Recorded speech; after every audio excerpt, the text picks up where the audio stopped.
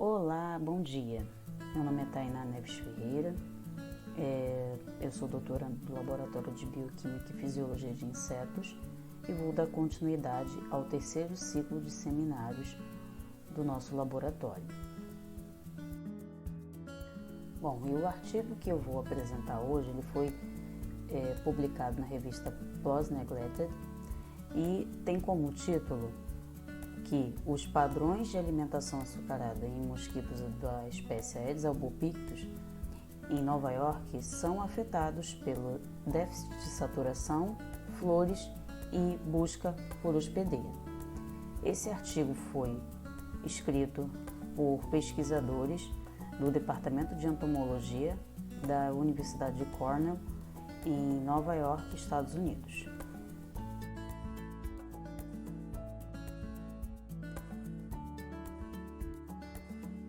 O modelo de estudo desse trabalho é o mosquito da espécie Aedes albopictus, que é vetor de diversos arbovírus, como dengue, zika e chikungunya.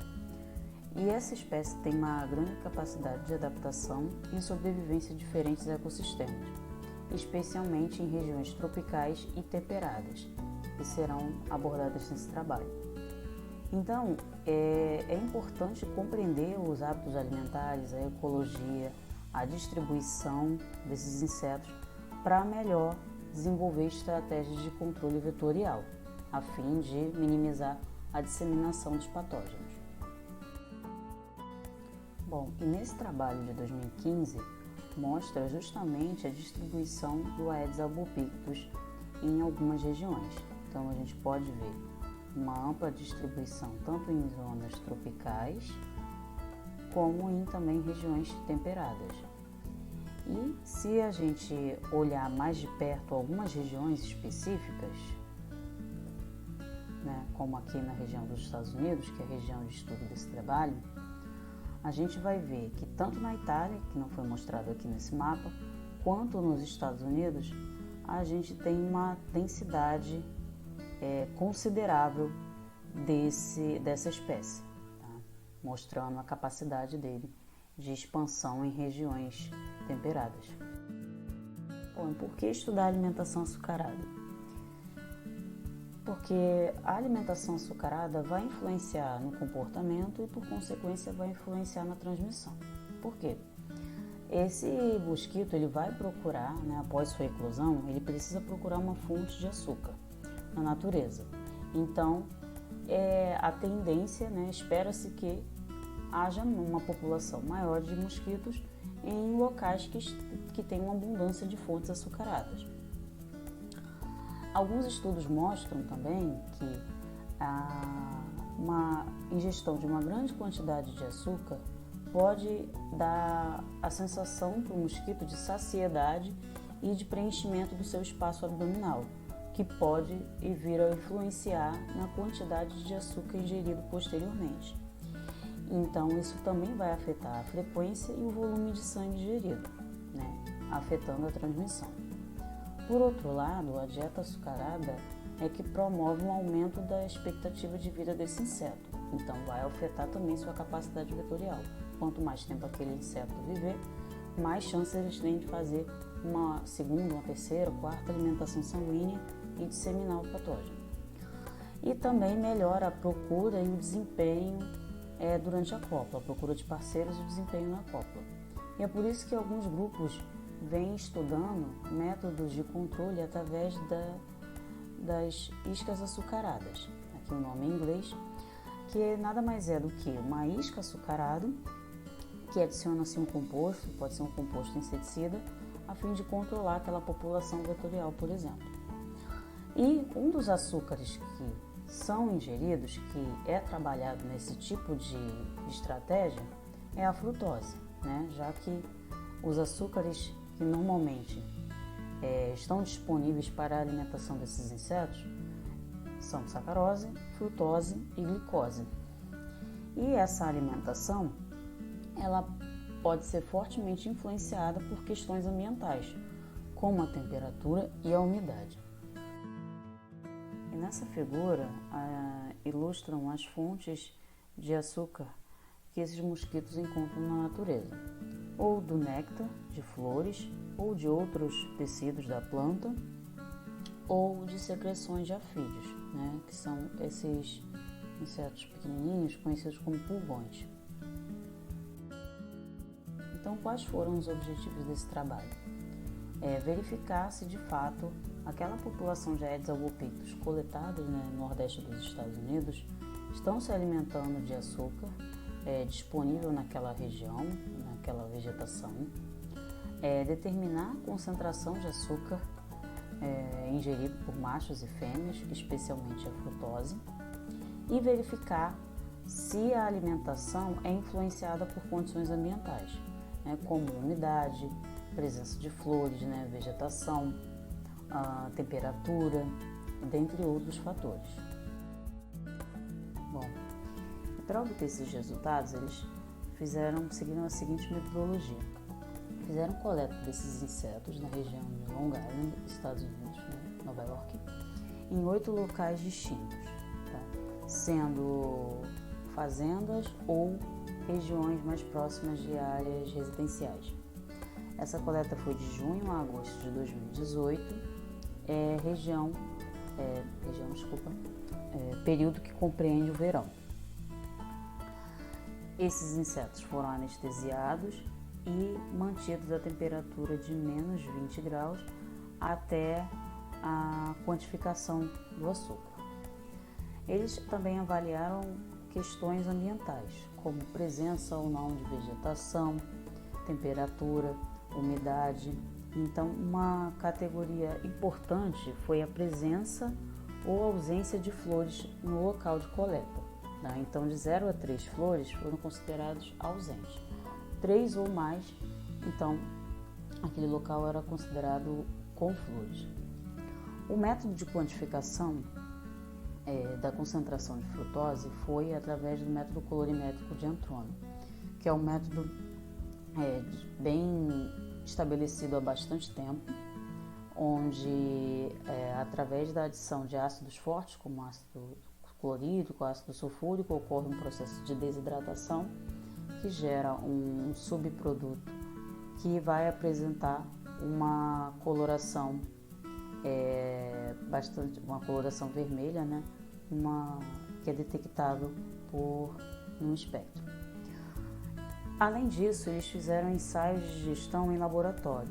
Então, algumas pulpas foram coletadas e aí essas pulpas emergiram no laboratório e eles fizeram também a quantificação dessa frutose para avaliar alguma concentração basal desse açúcar nessas pulpas recém-emergidas sem uma alimentação prévia.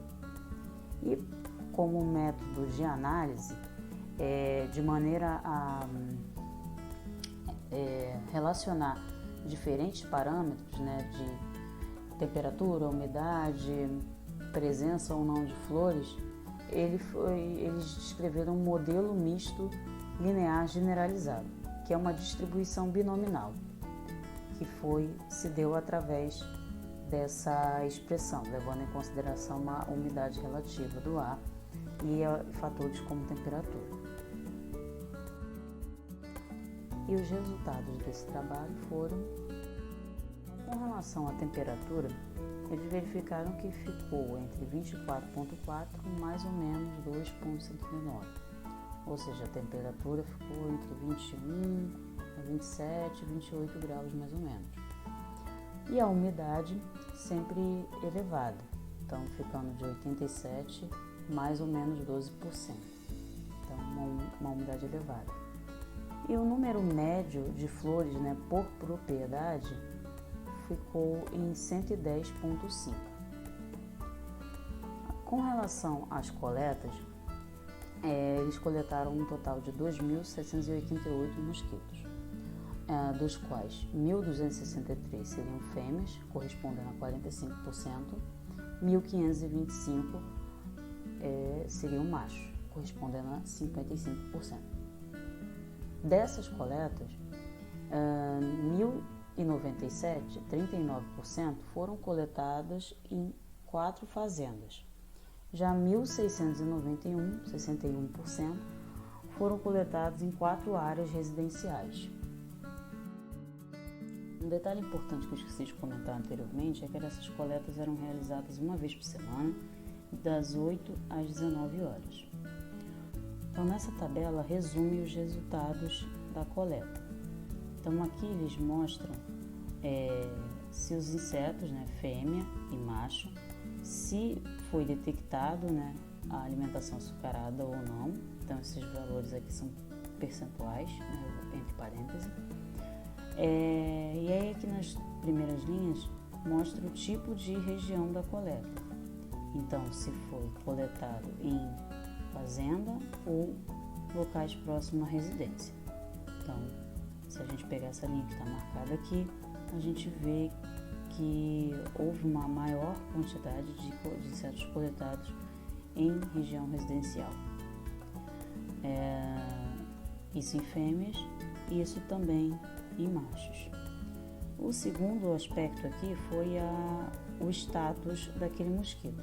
Se ele estava em repouso na vegetação ou se ele estava em busca de hospedeiro. Então, eles foram coletados em redes, tentando fazer uma alimentação sanguínea próximo das pessoas que estavam fazendo essas coletas. Tá? Então, para facilitar, vamos entender a procura de hospedeiro. Tá? Então, aqui nesse segundo aspecto, a maior parte foi coletada em repouso, tanto fêmeas quanto machos. E um dos parâmetros mais importantes desse trabalho é a presença ou ausência de flores. Então, a maior parte dos insetos foram coletados em locais com presença de flores, segundo a classificação que eles deram anteriormente. Então, novamente, tanto macho quanto fêmeas.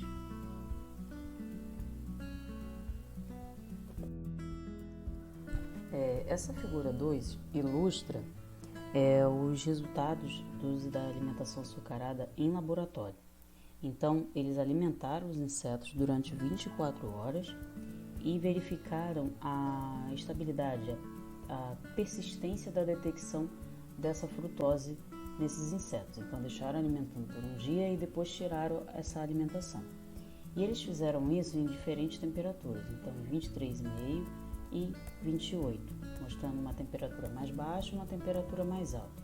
Então, as linhas em preto representam as fêmeas e as linhas em cinza representam os machos. E aí, o que a gente pode ver aqui nesse gráfico? A concentração de frutose, aqui no eixo Y, e aqui ao longo dos dias. Então, a concentração só consegue ser detectada no dia 1, logo após a alimentação. Nos dias 2, 3 seguintes, não apresentam variação estatística significativa. Nesse gráfico da figura 3, a gente vê a proporção de insetos que se alimentaram em relação ao seu status, seu comportamento. Então, em preto, os insetos que estavam à procura de hospedeiro e em cinza os que estavam em repouso. E as bolinhas representam o tamanho amostral, então a quantidade de insetos que foram coletados. Então, de uma maneira geral, o que mostra? Que quanto maior o déficit de saturação, ou seja, temperatura, e eles explicam que quanto maior a temperatura e a secura, maior a proporção de insetos alimentados. Então, seria essa região aqui, essas marcações. Já quando a secura e a temperatura não são tão altas, a proporção de insetos alimentados cai. Ou seja, não necessariamente eu vou encontrar detectar tantos insetos alimentados com frutose.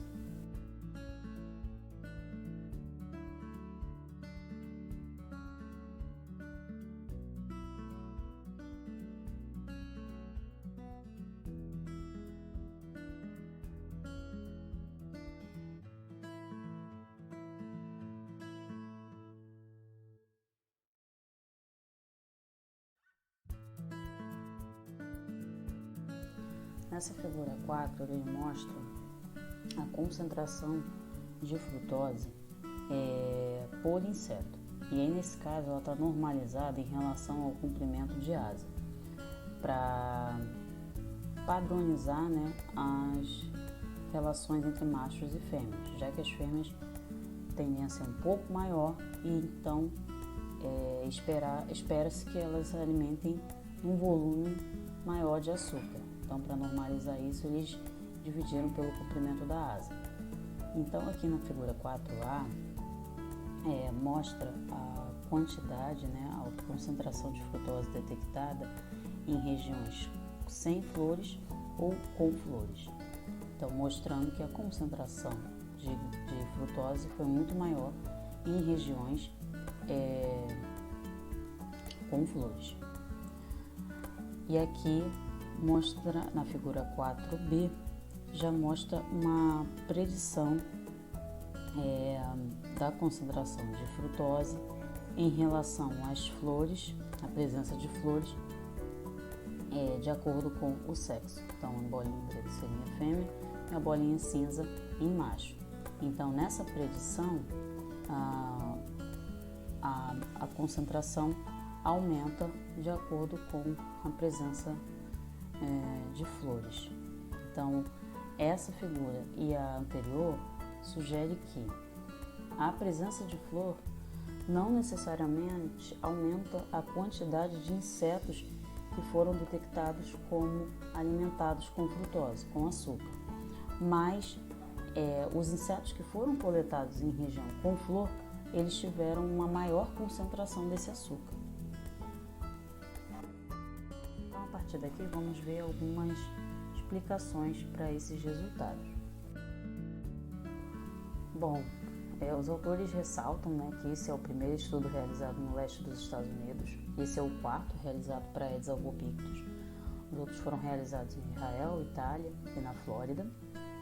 Eles confirmaram a alimentação açucarada desses mosquitos por diferentes fontes, e esses dados serão muito úteis para descrever melhores estratégias de controle futuramente. Eles viram que podem ocorrer variações no comportamento alimentar de acordo com condições ambientais ou estado comportamental, então estação do ano, temperatura, umidade e, por exemplo, fêmeas logo após a emergência tendem a procurar uma fonte para alimentação açucarada, e isso vai ocorrer antes da alimentação sanguínea. Detectaram também uma maior concentração de açúcar, né, de uma maior concentração de gestão desse açúcar em propriedades com flores. Então, essa é uma categoria bastante importante e foi possível fazer uma estimativa de alimentação. Então, em relação à concentração e composição do açúcar consumido. Então, o que dá para estimar é que pelo menos metade dos mosquitos coletados ali se alimentam diariamente de açúcar, uma vez que os resultados feitos em laboratório só detectam no dia da alimentação. Então, isso mostra que eles se alimentam quase que diariamente. É uma absorção rápida. E os que não foram detectados, né, como alimentados por açúcar, é possível que tenham se alimentado de açúcares de outras fontes, que não frutose de flores. Um outro ponto que eles discutem é a limitação em relação à solução açucarada usada no laboratório versus a concentração de açúcar no néctar, porque foi utilizada uma solução de 10%, e as concentrações de açúcar no néctar podem variar de 7% a 70%.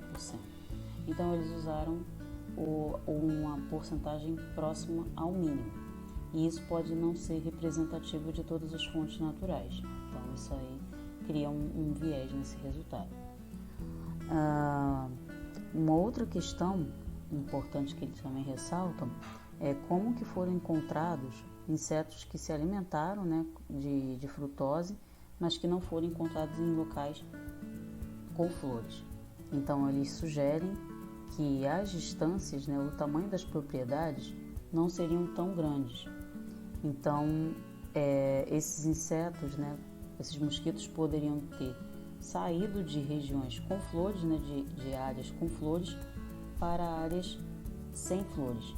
E parte dessa concentração de açúcar, de frutose, teria sido usada no voo. Então, o que explicaria uma concentração menor dos insetos coletados em áreas que não tinham flores. Ou que eles teriam se alimentado de fontes alternativas. Eles também comentam que o equilíbrio hídrico é essencial para a sobrevivência de inseto. Então, os mosquitos eles vão apresentar comportamentos de hábito alimentar, sempre buscando equilibrar suas necessidades fisiológicas de água e açúcar. Então, alguns relatos de escolha de níveis de diluição de açúcar no néctar, então podem escolher diferentes fontes, de alguma forma detectando a concentração de açúcar naquele néctar, né, para obter mais ou menos água, né, e para manter esse equilíbrio hídrico. Eles comentam ainda que a presença de flores não influencia a probabilidade de alimentação, ou seja, a quantidade de flores não necessariamente vai aumentar as chances de coleta de insetos alimentados, mas vai impactar na quantidade de açúcar ingerido, o que está de acordo com os trabalhos já descritos.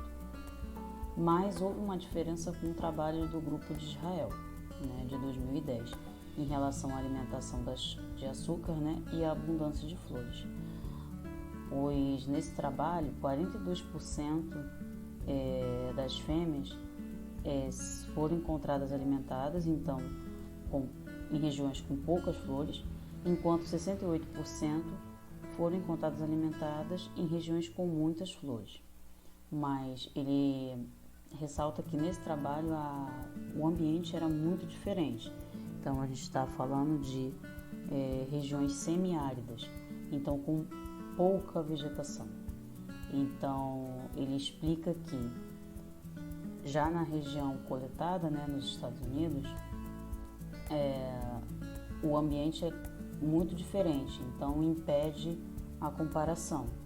Então, mesmo em áreas, em locais de coleta que não tinham flores, existia outro tipo de vegetação que os insetos poderiam se alimentar.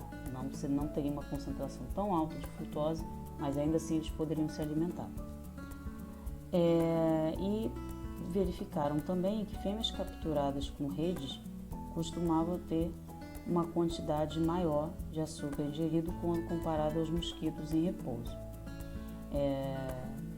que pode estar relacionado com a capacidade, né, de reposição hídrica citada anteriormente. E sugere também que seria uma alimentação, né, após a emergência, né, e antes do repasto.